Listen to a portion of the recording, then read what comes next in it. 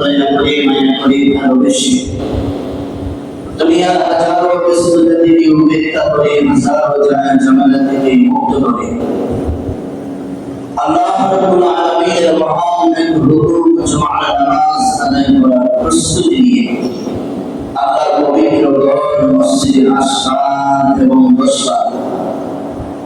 পবিত্র কুরআন এবং হাদিস থেকে কিছু আলোচনা করলাম এবং আপনাদের সকলকে শ্রবণ করার যে মহান আল্লাহ তৌফিক দান করেছেন, এজন্যই আমরা প্রত্যেকেই বলিষ্ঠ আওয়াজের মাধ্যমে প্রাণ ভরে হৃদয়ের সবটুকু আবেগ আর ভালোবাসা উজাড় করে দিয়ে আমরা সকলেই কালিমাতুশ শুকর করি, সকলে জবান করে উচ্চ কণ্ঠে পড়ি আলহামদুলিল্লাহ।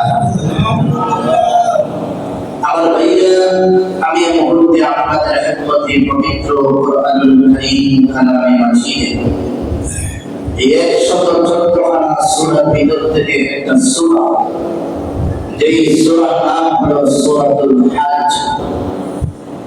সূরাতুল হজ 37 নম্বর আয়াতে কারিমা আমি আপনাদের খেদমতে তেলাওয়াত করেছি। আর এই পাশাপাশি হুজুর আকরাম সাল্লাল্লাহু আলাইহি ওয়াসাল্লামের অগণিত অসংখ্য হাদিসের ভান্ডার থেকে ছোট্ট একটা হাদিসও আমি আপনাদের খেদমতে পেশ করেছি। আল্লাহ রাব্বুল আলামিন যদি আমাকে তৌফিক দান করেন, তেলাওয়াতকৃত আয়াত এবং পঠিত হাদিস আমাকে সামনে রেখে ইখলাসের নিয়তে আমলের নিয়তে কিছু কথা আপনাদের সামনে বলার চেষ্টা করব। আল্লাহ যেন আমাকে ইখলাসের নিয়তে কথাগুলি বলা এবং আপনাদের সকলকে যেন আমলের নিয়তে শ্রবণ করার তৌফিক দান করেন। সকলে বলেন আমিন। আমার ভাইরা, গত শুক্রবারে কুরবানির ইতিহাস এবং ফজিলত নিয়ে আপনাদের সামনে আলোচনা করেছিলাম। এই শুক্রবারে আপনাদের সামনে কুরবানির ইতিহাস এবং কুরবানির কিছু মাসলা সাইকি আপনাদের সামনে আলোচনা করার ইচ্ছা পোষণ করছি। আল্লাহ রাব্বুল আলামিন আমাদের রব্বুল আয়াতে কারীমের ভিতরে বলেন, লা ইয়ানালুল্লাহু লুহুমুহা ওয়ালা দিমাউহা ওয়ালাকিন ইয়ানালুহুত তাকওয়া মিনকুম। আল্লাহ এই আয়াতের ভিতরে বিশ্ববাসী সমস্ত ইমানদারদেরকে জানিয়ে দিয়েছেন, যারা কুরবানি করবে, যারা কুরবানির মাধ্যমে রক্ত পান করবে, এদের রক্ত এবং মাংস, কুরবানির পশুর রক্ত এবং মাংস আল্লাহর কাছে পৌঁছে না। আল্লাহর কাছে পৌঁছে একমাত্র তাকওয়া। তার ভিতরে কতটুকু তাকওয়া আছে, কে আল্লাহকে সন্তুষ্ট করার জন্য কুরবানি করছে, এই অন্তরের খবরটুকু আল্লাহ পাক রব্বুল আলামিন জানেন। রক্ত আল্লাহর কাছে পৌঁছে না, মাংস আল্লাহর কাছে পৌঁছে না। আল্লাহ দেখে মানুষের অন্তর, মানুষের রক্তের ভিতরে আমি আল্লাহ কি পরিমাণ তাকওয়া আছে, আমি আল্লাহকে সন্তুষ্ট করার জন্য কুরবানি করছে না পৃথিবীর মানুষের পাপ পাওয়ার জন্য কুরবানি করছে, এইটুকু আল্লাহ পাক রব্বুল আলামিন দেখেন। যে হাদিস আপনাদের সামনে পেশ করেছি, হাদিস শরীফের ভিতরে আল্লাহ নবী বলেন, মা ওয়াজাদা সাআতান লিআন ইউদাহিয়া ফালাম ইউদাহিয়া ফালা ইয়াকুলু মুসাল্লানা। আল্লাহ নবী বলেন, যার উপরে কুরবানি ওয়াজিব, সামর্থ্য থাকার পরেও যে কুরবানি করে না, যার সামর্থ্য আছে সে কুরবানি করতে পারবে, এই পরিমাণ সামর্থ্য আল্লাহ তাকে দিয়েছেন, সামর্থ্য থাকার পরেও যে ব্যক্তি কুরবানি করে না, আল্লাহ নবী বলেন সেজন্য আমাদের ঈদগাহের নিকটবর্তীও যেন না আসে। কেমন ধমক দিয়ে বলা হয়েছে। আল্লাহ নবী বলেন, যার উপরে কুরবানি ওয়াজিব, সামর্থ্য থাকার পরেও কুরবানি করে না, সেজন্য আমাদের ঈদগাহের নিকটবর্তীও না আসে। কেমন ধমক দিয়ে আল্লাহ নবী বলেছেন। এই জন্য যার উপর কুরবানি ওয়াজিব হয়ে গেছে, তাকে অবশ্যই কুরবানি করতে হবে। আল্লাহ আমাদের বিচার থেকে বাঁচতে হলে অবশ্যই সে কুরবানি করতে হবে। যদি কুরবানি না করে আল্লাহ আদালতে তাকে জবাব দিই কেন? এই জন্যে কোরবানি একটি গুরুত্বপূর্ণ ইবাদত। কোরবানি একটি গুরুত্বপূর্ণ ইবাদত। এটি সামর্থ্যবানদের জন্য আদায় করা ওয়াজিব। এটা গুরুত্বপূর্ণ একটা ইবাদত। সামর্থ্য থাকা সত্ত্বেও যে ব্যক্তি এই ইবাদত পালন করে না, নবীজি তো স্পষ্ট হাদিসে বলেছেন যে সে যেন আমাদের বিদ্যালয়ের নিকটবর্তীও না আসে, কারণ এটা ওয়াজিব ইবাদত যে ব্যক্তি পালন করবে না, সে আমাদের বিদ্যালয়ের নিকটবর্তীও আসতে পারবে না। ইবাদতের মূল কথা, ইবাদতের মূল উদ্দেশ্য হলো আল্লাহ তাআলার আনুগত্য এবং তার সন্তুষ্টি অর্জন করা। ইবাদতের মূল উদ্দেশ্য, আমরা যে ইবাদত করি, নামাজ পড়ি, এটার মূল উদ্দেশ্য হলো আল্লাহ পাকের সন্তুষ্টি, আল্লাহ পাকের আনুগত্য এবং তার সন্তুষ্টি অর্জন করা। এটাই হলো উদ্দেশ্য ইবাদত। আমরা নামাজ পড়ি আল্লাহকে সন্তুষ্ট করার জন্য, আমরা রোজা রাখি আল্লাহকে সন্তুষ্ট করার জন্য, আমরা ইবাদত বন্দেগী করি আল্লাহকে সন্তুষ্ট করার জন্য। ইবাদত বন্দেগী করার মূল উদ্দেশ্য হলো আল্লাহ পাকের আনুগত্য করা, আল্লাহ পাকের সন্তুষ্টি অর্জন করা। তাই যে কোনো ইবাদত, যে কোনো ধরনের ইবাদত পূর্ণতার জন্য দুটি বিষয় জরুরি। ইবাদতটুকু পূর্ণতার জন্য দুইটা বিষয় জরুরি। একটা হলো ইখলাস, তথা একমাত্র আল্লাহর সন্তুষ্টির উদ্দেশ্যে পালন করা। এক নম্বর হলো ইখলাস, আল্লাহ পাকের সন্তুষ্টির উদ্দেশ্যে পালন করা। দুই নম্বর হলো শরীয়তের নির্দেশনা মোতাবেক মাসাইল অনুযায়ী সম্পাদন করা। শরীয়তের নির্দেশনা মোতাবেক মাসাইল অনুযায়ী ইবাদতটুকু সম্পাদন করা। এখন আসেন কোরবানির ইতিহাস নিয়ে গত শুক্রবারে আলোচনা করেছিলাম। হাফিজ ইবনে কাসির রাহমাতুল্লাহি আলাইহি ওনার বিখ্যাত গ্রন্থ আল-বিদায়া ওয়ান নিহায়া নামক কিতাবের দ্বিতীয় খণ্ডের ভিতরে কোরবানির ইতিহাসটি চমৎকার একটা ওয়াকিয়া উল্লেখ করেছেন। সর্বপ্রথম আলোচনার শুরুতেই এই ওয়াকিয়াগুলো আপনাদের সামনে সংক্ষেপে উপস্থাপন করে পরবর্তীতে আপনাদের সামনে কোরবানির কিছু মাসাইল নিয়ে আপনাদের সামনে আলোচনা করব ইনশাআল্লাহ। নবীজির দাদা আব্দুল মুত্তালিব বলেন, আমি একদিন খানায়ে কাবার সামনে, কাবার হারামের ভিতরে আমি শুয়েছিলাম, ঘুমাইছিলাম। ঘুমের মধ্যে হঠাৎ করে আমি স্বপ্ন দেখি, কে জানি একজন ব্যক্তি আয়েশা আমাকে লক্ষ্য করে বলে, ইরফিদ কদ্দিবা, হে আব্দুল মুত্তালিব, তুমি কদ্দিবাকে ফলো করো। আব্দুল মুত্তালিব বলেন, আমি ওই ব্যক্তির জবাব বললাম, ওয়া কদ্দিবা, কদ্দিবা কি জিনিস আমি ফলো করব। এই কথাটা বলার সাথে সাথে লোকটা আমার কাছ থেকে চলে গেল, কোনো জবাব দিল না।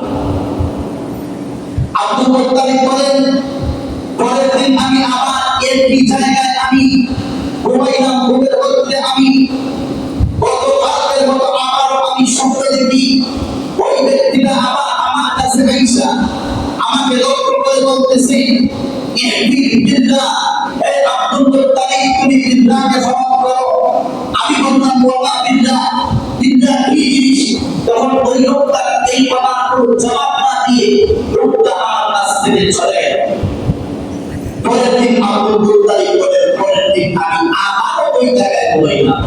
ঘুমের মধ্যে আল্লাহ কি বলল, আবারও আমি স্বপ্ন দেখি, ওই ব্যক্তিটা আবারও এসে আমাকে লক্ষ্য করে বলতেছে, ইহদিল মাসনুনা, হে আব্দুল মুত্তালিব, তুমি মাসনুনাকে ফলো করো।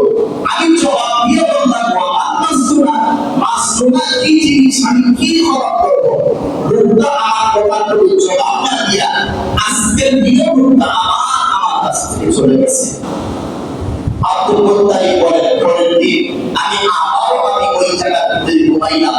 ঘুমের মধ্যে আল্লাহ কি বলল, আবারও আমি স্বপ্ন দেখি, ওই লোকটা আবার আমার কাছে এসে বলে, চূড়ান্ত কথা বলতেছে, ইহদি জামজাম, হে আব্দুল মুত্তালিব, তুমি জামজামকে ফলো করো। আমি জবাব দিয়ে বললাম, ওয়া জামজাম, জামজাম কি জিনিস, আমি কি ফলো করব? তখন লোকটা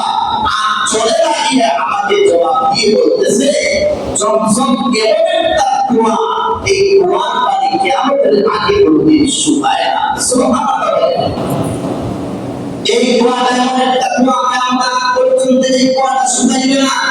এই কুয়ার পানি ভরে যাইবে না, আবার শুকাইবেও না। এই কুয়াটা কিভাবে তিনি পাইবেন শব্দের মাধ্যমে এর আলামতটুকু ওই লোকটা বলে দিয়েছেন কিভাবে তিনি পাইবেন।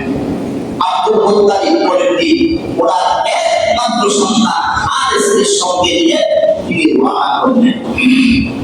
যাওয়ার সময় সাথে কুদা বলিলেন, কুদা সন্তানকে নিয়ে কোরআন তিলাওয়াত শুরু করে দিয়েছেন।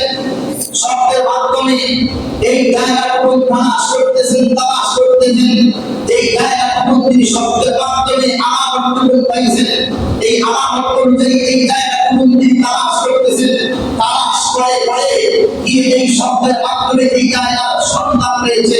ওই জায়গাটুকু পাইলেন, যেই জায়গাটা কুরাইশদের দুইটা প্রতিমা ইসহাক এবং নাইলার অন্তরে অবস্থিত, যেখানে তারা বহুত পরিবারে করত। এই জায়গার ভিতরে এই জায়গাটা অবস্থিত। আব্দুল মুত্তালিব কুয়াটুকুন খনন করা শুরু করে দিলেন। কুয়াটুকুন খনন করা শুরু করে দিলেন। এক পর্যায়ে কুয়া থেকে পানি পড়তে লাগলো। আব্দুল মুত্তালিব চলে আল্লাহু আকবার বললেন। আল্লাহু আকবার বলার পরে কুরাইশদের কানে যখন এই আল্লাহু আকবার আওয়াজ যখন পৌঁছে গেল, তখন কুরাইশরা নিশ্চিত হয়ে গেছে আব্দুল মুত্তালিব কুয়ার কাছে উনি উত্তীর্ণ হয়ে গেছেন, কুয়ার কাছে তিনি সফল হয়ে গেছেন। কুরাইশরা দৌড়াইয়া আব্দুল মুত্তালিবের কাছে চলে আসলো। আয়েশা রাদিয়াল্লাহু বলে, হে আব্দুল মুত্তালিব, আমাদেরকে এই কুয়ার মধ্যে আমাদেরকে আপনি শরীক করেন। আব্দুল মুত্তালিব জবাব দিয়ে বললেন, না, তোমাদেরকে এই কুয়ার ভিতরে শরীক করা যাবে না, কারণ এই কুয়াটুকুকে একমাত্র মহান আল্লাহ পার্সোনালি আমাকেই এই কুয়াটুকু দান করেছেন। এই জন্য এই কুয়ার মধ্যে তোমাদেরকে অংশীদার করা যাবে না। এরপরে কুরাইশরা বলল, হে আব্দুল মুত্তালিব, আমাদেরকে পুরো কুয়ার মধ্যে শরীক না করে অর্ধেকের মধ্যে হলেও আপনি আমাদেরকে শরীক করেন। যদি অর্ধেকের মধ্যে আমাদেরকে শরীক না করেন, তাহলে আমরা এই ব্যাপারে আপনার জন্য আপনার সাথে আমরা ঝগড়া বিবাদে লিপ্ত হয়ে যাব, ঝগড়া ফাসাদে আমরা লিপ্ত হয়ে যাব। আব্দুল মুত্তালিব এবার তাদেরকে লক্ষ্য করে বললেন, আমার এবং তোমাদের মধ্যে এই বিষয়ে চূড়ান্ত মীমাংসার জন্য একজন বিচারক মধ্যস্থতায় একজন বিচারক নির্দিষ্ট করো। ওই বিচারক যে রায়টা দিবে, এই রায় আমরা মেনে নিব। কুরাইশরা জবাব দিয়ে বলে, এই এজানের ভিতরে একজন গণক আছে, এই গণকের কাছে আমরা সবাই চলে যাই। এই গণক যে সিদ্ধান্ত দিবে, এই সিদ্ধান্ত অনুযায়ী আমরা সকলে কাজ করব। মুসলমান ভাইয়েরা, এবার আব্দুল মুত্তালিব তাদের এই প্রস্তাবে তিনি রাজি হয়ে গেলেন। রাজি হওয়ার পরে বনু উমাইয়া গোত্র থেকে একদল এবং কুরাইশদের প্রত্যেকটা গোত্র থেকে একদল সাথে নিয়ে আব্দুল মুত্তালিব এবার গণকের উদ্দেশ্যে তিনি রওনা শুরু করে দিয়েছেন। এই গণকের কাছে যাইতে হলে বিভিন্ন মাঠ অতিক্রম করে যাইতে হয়, বিশাল বড় বড় মাঠ অতিক্রম করে যাইতে হয়। আব্দুল মুত্তালিব দুই একটা মাঠ অতিক্রম করার পরে ওনাদের সাথে যত খাবার ছিল, পানি ছিল, সব কিছু শেষ হয়ে গেছে।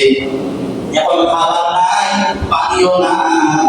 এবার তারা কি খাইয়া বাঁচবেন? খাবারের কোনো ব্যবস্থা নাই, পানির কোনো ব্যবস্থা নাই। মরুভূমি অঞ্চল, পানির কোনো ব্যবস্থা নেই। এবার আব্দুল মুত্তালিব তাদেরকে একটা পরামর্শ দিলেন, তোমরা নিজেদের প্রবর্তন আচরণ করা আরম্ভ করে দাও, কারণ তোমরা কোন সময় ইন্তেকাল করতে চাই। তোমরা যদি নিজেরাই নিজের প্রবর্তন অনুসরণ করো, তাহলে যে আগে মারা যাবে তাকে তার কবরের ভিতরে দাফন করা হবে। এই পরামর্শটুকু দেওয়ার পরে প্রত্যেকটা ব্যক্তি কবরটুকু খনন করা আরম্ভ করে দিয়েছেন। এক পর্যায়ে কবর খনন করতে করতে তারা এক পর্যায়ে কাতর হয়ে গেছেন। মনে হয় যেন তারা আর বাঁচবে না, দুনিয়া থেকে বিদায় হয়ে যাবে। আব্দুল মুত্তালিব এই অবস্থান করতে তারপরে তাদেরকে লক্ষ্য করে বললেন, আমরা তো নিজেরাই নিজেদের মৃত্যু আমার টেনে আনতেছি। সবাই আমরা একটু পানি তালাশি বের হয়ে যাই, তালাশ করে আমরা পানি পাই কিনা। তখন প্রত্যেকটা ব্যক্তি তাদের আরোহীর উপর আরোহণ করে এবার পানির উদ্দেশ্যে রওনা শুরু করে দিয়েছেন। আব্দুল মুত্তালিব এবার আরোহীর উপর আরোহণ করলেন। আরোহণ করার পরে পানিটুকু তালাশ করতেছেন। হঠাৎ করে আব্দুল মুত্তালিব তাকায় দেখেন ওনার আরোহীর পা থেকে পানির ঝর্ণাটুকু বের হয়ে আসতেছে। আব্দুল মুত্তালিব সাথে সাথে ওনার আরোহীর উপর থেকে তিনি নিচে নেমে গেলেন। আমার সাথে সাথে এবার ওনার পুত্রের লোকদেরকে কুরাইশ গোত্রের লোকদেরকে ডাক দিয়ে বলেন, আসো আসো তোমরা সকলে পানি পান করো। আব্দুল মুত্তালিব পানি পান করলেন, প্রত্যেকটা ব্যক্তি পানি পান করলেন। পানি পান করার পরে এবং এবার কুরাইশরা তত্ত্ব করে বলে, আব্দুল মুত্তালিব আমাদের আর গণকের কাছে যাইতে হবে না, এখানেই ফয়সালা হয়ে গেছে। যেই আল্লাহ আপনাকে এই মরুভূমি প্রান্তরে পানি খাওয়াইয়া তৃপ্ত করতে পারে, পরিতৃপ্ত করতে পারে, ওই আল্লাহ আপনাকে জমজম করে পানি দিও আপনাকে পরিতৃপ্ত করতে পারে, এতে কোনো সন্দেহ নাই। আপনার সঙ্গে আমরা আর যোগাযোগ করবো না, ফয়সালা হয়ে গেছে, দেওয়ালের কাছে যাইতে হবে না। এই কুয়া জমজমের প্রতিকূল একমাত্র মহান আল্লাহ স্পেশালি আপনাকে দান করেছেন। সুবহানাল্লাহ। ওরা সব গণকের কাছে যাইতে হবে না, গণকের কাছে গিয়ে লাভ নাই। রেজাল্ট তো আমরা এখানেই পেয়ে গেছি, সমাধান তো এখানেই পেয়ে গেছি। সমাধান হলো গণকের কাছে যাইতে হবে না। যে মহান আল্লাহ আপনাকে এই মরুভূমি প্রান্তরে আপনাকে পানির মাধ্যমে পরিতৃপ্ত করতে পারে, ওই আল্লাহ জমজম করে পানি দিয়েও আল্লাহ আপনাকে পরিতৃপ্ত করতে পারে। সুবহানাল্লাহ। কিন্তু আব্দুল মুত্তালিব জমজম কুয়া প্রথম করার সময় কুরাইশরা যখন পালা দিয়েছিল, তখন তিনি একটা মান্যত করেছিলেন, যদি আল্লাহ আমাকে 10টা ছেলে সন্তান দান করে তাহলে একটা সন্তানকে আমি খানায়ে কাবার সামনে নিয়ে আমি আপনার রাস্তায় কুরবানি করে দেব। সুবহানাল্লাহ বলবেন না? যদি 10টা ছেলে সন্তান আল্লাহ আমাকে দান করে, এই সন্তানগুলো যদি এমন বয়সে উপনীত হয়ে যায়, আমাকে সাহায্য সহযোগিতা করার বয়সে উপনীত হয়ে যায়, তখন একটা সন্তানকে আমি আল্লাহ কুরবানি করে দিব। এরপরে আব্দুল মুত্তালিব আল্লাহ পাক রব্বুল আলামিন আব্দুল মুত্তালিবকে 10টা ছেলে সন্তানও আল্লাহ দান করেছেন। 10টা ছেলে সন্তান দান করার পরে আব্দুল মুত্তালিব এবার ছেলেরা যখন ওনার সাহায্য সহযোগিতা করার বয়সে যখন উপনীত হয়ে গেছেন, তখন এই 10 জন ছেলেকে একত্রিত করে আব্দুল মুত্তালিব তাদেরকে উদ্দেশ্য করে এবার ওনার মান্যতের কথা সন্তানদের সামনে তিনি প্রকাশ করলেন। মান্যতের কথা উনি যে একটা মান্যত করেছেন, মান্যতের কথা যে মুহূর্তে 10টা সন্তানের সামনে পেশ করেছেন, 10টা সন্তান এবার বাবার মান্যত পুরা করার জন্য এবার প্রস্তুত হয়ে গেছে। বাবা আপনি বলেন আমরা কিভাবে আপনাকে সহযোগিতা করতে পারি। তখন আব্দুল মুত্তালিব বলে, তোমরা যাও প্রত্যেকে একটা তীরের ভিতরে প্রত্যেকের নাম লিখে আমার সামনে উপস্থাপন করো, তীর দিয়া লটারি করা হবে, লটারির ভিতরে না যার নামটা উঠবে তাকেই আমি কুরবানি করে দেব। প্রত্যেকে তীরের ভিতরে নাম লিখে আছে, নাম লিখে আনার পরে এবার আব্দুল মুত্তালিব লটারি করলেন। লটারি করার পরে লটারির ভিতরে নাম উঠে গেছে ওনার সবচেয়ে ছোট্ট ছেলে আব্দুল্লাহ নাম উঠে গেছে। আব্দুল্লাহ নাম আমাদের নবীজির নাম আব্দুল্লাহ। আব্দুল মুত্তালিবের সবচেয়ে ছোট্ট সন্তান আব্দুল্লাহ নাম লটারির ভিতরে উঠে গেছে। এখন আব্দুল মুত্তালিব আব্দুল্লাহর হাত ধরে টান দিয়ে ইসা এবং লাইলা থেকে অগ্রসর হচ্ছেন। এবার কুরাইশরা এবং ওনার 9 জন সন্তান এবার আব্দুল মুত্তালিবকে লক্ষ্য করে বলতেছেন, আপনি কি করতেছেন? আব্দুল্লাহকে কি আপনি কুরবানি করবেন? বলে, আমি আব্দুল্লাহকে কুরবানি করে দিব। কুরাইশরা সকলেই এক বাক্যে বলে উঠলেন, যদি এই মুহূর্তে আপনি আপনার সন্তান আব্দুল্লাহকে কুরবানি করেন, তাহলে কিয়ামতের আগ পর্যন্ত সন্তান কুরবানি করার প্রথা চালু হয়ে যাবে। মানুষ এই পৃথিবীতে থাকবে না। এই জন্য আপনাকে আমরা একটা পরামর্শ দেই, আপনি সিরিয়ার ভিতরে একজন গণক আছে, এই গণকের কাছে আপনি চলে যান। এই গণক আপনাকে যে সিদ্ধান্ত দিবে, এই সিদ্ধান্ত অনুযায়ী আপনি কাজ করবেন। শেষ পর্যায়ে সংক্ষেপ কথা হলো, আব্দুল মুত্তালিব এবার কুরাইশদেরকে নিয়ে চলে গেছেন এবার সিরিয়ার ভিতরে একজন গণকের কাছে। গণকের কাছে গিয়ে উনি মান্যতের কথা প্রকাশ করলেন। মান্যতের কথা প্রকাশ করার পরে ওই গণক বললেন যে তোমাদের এলাকার ভিতরে একজন মানুষের বিয়োগ প্রথম হতে পারে। তখন আব্দুল মুত্তালিব বলেন, সেই সময়ের কথা অনুযায়ী তিনি বললেন 10টা উট একজন মানুষের বিয়োগ হতে পারে। তখন গণক বললেন, এই 10টা উট এবং আপনার 10 জন আপনার আব্দুল্লাহ এবং 10টা উটকে নিয়ে আপনি লটারি করবেন।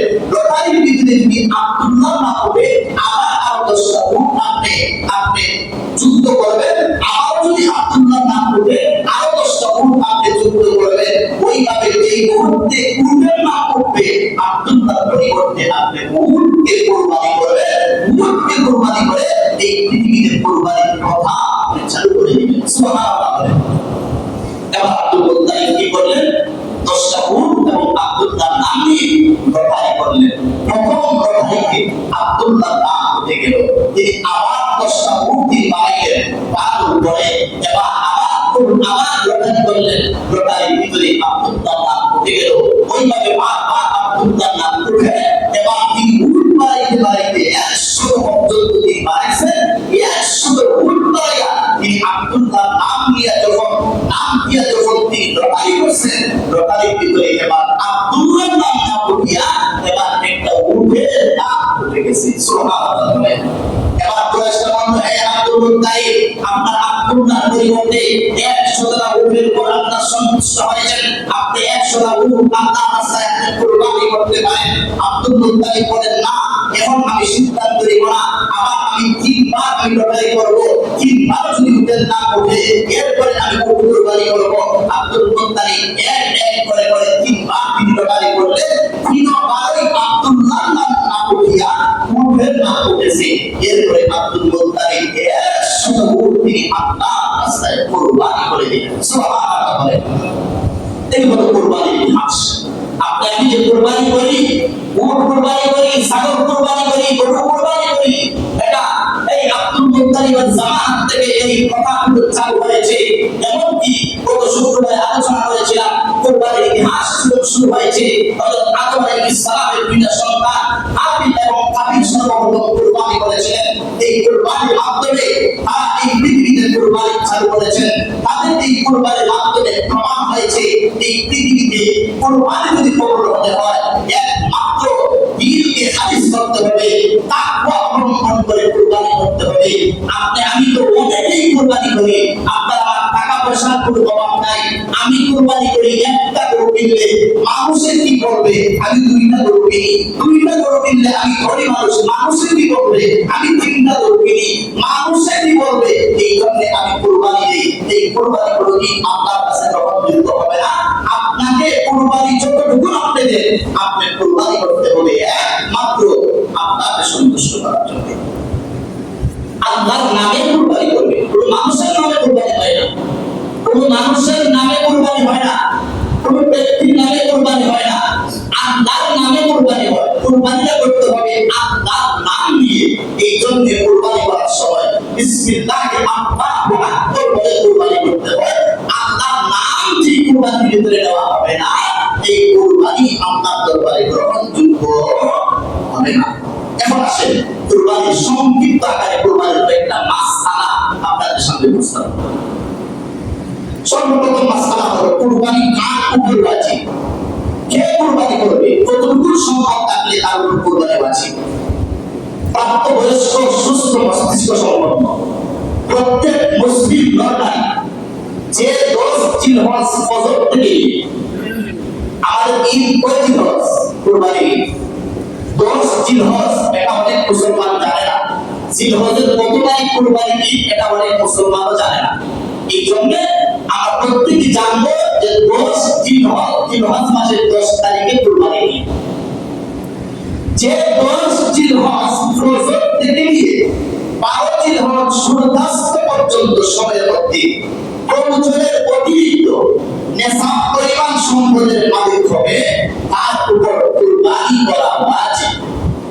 টাকা পয়সা সোনা রূপা অহংকার বসবাস গোলাপীর প্রয়োজনে আসে না এমন জমি।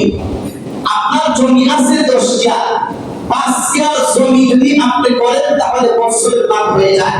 আবার 5 কার জমি আপনার অতিরিক্ত, এই অতিরিক্ত জমিটা আপনার নেশাবের অন্তর্ভুক্ত হয়ে যাবে। আপনার 2টা বাড়ি আছে, একটা বাড়িতে আপনি বসবাস করেন, আরেকটা বাড়ির আপনার কোনো প্রয়োজন নাই, অতিরিক্ত একটা বাড়ি, এই বাড়িটাই কুরবানি নেশাবের ভিতরে অন্তর্ভুক্ত হয়ে যাবে। আপনি হিসাব করে যদি এই বাড়ির মূল্য হিসাব করে যদি আপনি 7.5 তোলা স্বর্ণ 52 তোলা রূপার সমপরিমাণ টাকা যদি আপনি মালিক হয়ে যান, তাহলে আপনাকেই কুরবানি করতে হবে। এখন আসেন কুরবানির নিসাব কি? স্বর্ণের ক্ষেত্রে 7.5 ভরি স্বর্ণ, স্বর্ণের ক্ষেত্রে স্বর্ণ হইতে হবে 7.5 ভরি যদি হয় তাহলে আপনার উপর কুরবানি ওয়াজিব। আর রূপার ক্ষেত্রে 52.5 ভরি রূপার মালিক যদি আপনি হন তাহলে আপনার উপর কুরবানি ওয়াজিব। টাকা পয়সা ও অন্যান্য বস্তুর ক্ষেত্রে নিসাব হলো এর মূল্য, অর্থাৎ 52.5 তোলা রূপার সমমূল্যের টাকা যদি আপনার কাছে থাকে তাহলে আপনার উপর কুরবানি ওয়াজিব। এখন আপনার কাছে সামান্য স্বর্ণ আছে, সামান্য রূপাও আছে, স্বর্ণ এবং রূপা মিলাইয়া যদি 52.5 ভরি রূপার সমমূল্য টাকা হয়ে যায় তাহলে আপনার উপর কুরবানি ওয়াজিব। এখন আপনার কাছে কিছু স্বর্ণ আছে, কিছু রূপা আছে, 2 রূপা মিলাইয়া 52.5 ভরি রূপার সমমূল্যের টাকা হয় না, তখন আপনি দেখতে হবে আপনার কাছে নগদ কিছু টাকা আছে, নগদ টাকা, সামান্য সোনা, সামান্য রূপা সব মিলাইয়া যদি 52.5 ভরি রূপার সমমূল্যের টাকা যদি আপনার কাছে হয়ে যায় তাহলে আপনাকে এই 10, 11, 12 এই 3 দিনের ভিতরে যদি এই নেশা আপনার থাকে তাহলে আপনার উপর কুরবানি করা ওয়াজিব। এখন আসেন কুরবানির নিসাব কি পুরো বছর টাকা জরুরি? আমরা জানি যাকাতের নিসাব 1 বছর টাকা জরুরি, যাকাতের নিসাব 1 বছর টাকা জরুরি। এখন কুরবানির নিসাব কি 1 বছর টাকাও কি জরুরি? এই মাসআলা আমাদেরকে জানতে হবে। মাসআলা হলো কুরবানির নিসাব পুরো বছর টাকা জরুরি নয়, বরং কুরবানির 3 দিনের মধ্যে যে কোনো দিন থাকলেই কুরবানি ওয়াজিব হবে। কুরবানির দিন কয় দিন? 3 দিন, 3 দিন 10, 11, 12। কুরবানির সময় কত দিন? মোট 3 দিন কুরবানি করা যায়। জিলহজের 10 তারিখ, জিলহজের 11 তারিখ, জিলহজের 12 তারিখ সূর্যাস্ত পর্যন্ত কুরবানি করা যায়।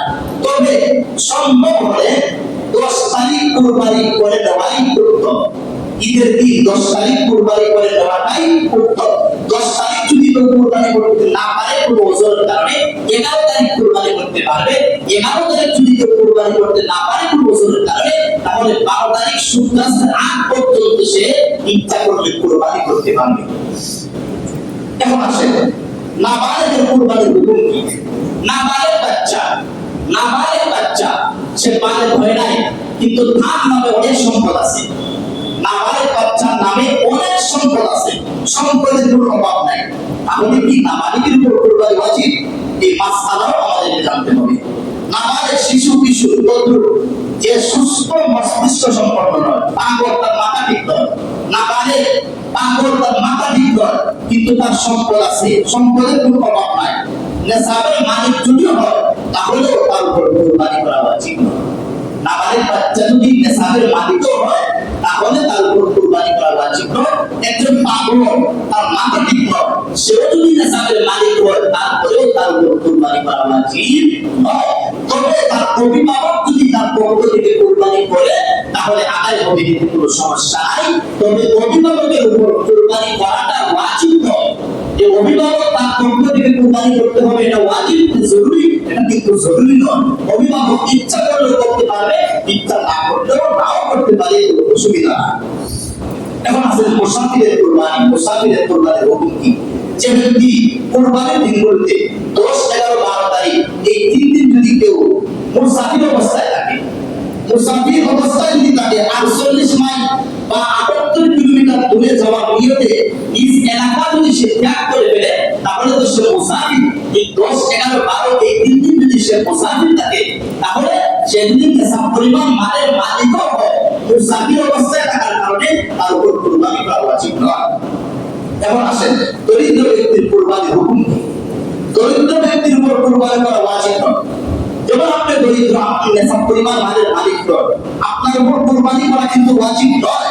তবে যদি আপনি পণ্ডিতি করে, আপনি যদি একটা গরু যদি আপনি খরিদ করে ফেলেন কুরবানির নিয়তে, তাহলে গরু খরিদ করার পরে এই গরুটা কুরবানি করা একজন দরিদ্র ব্যক্তির উপর ওয়াজিব হয়ে যায়। আপনার উপর কুরবানি ওয়াজিব নয়। আপনি একটা গরু কেন গেলেন, গরু কিনলেন, তাহলে এই গরুটা আপনার উপর কুরবানি করা ওয়াজিব হয়ে যাবে।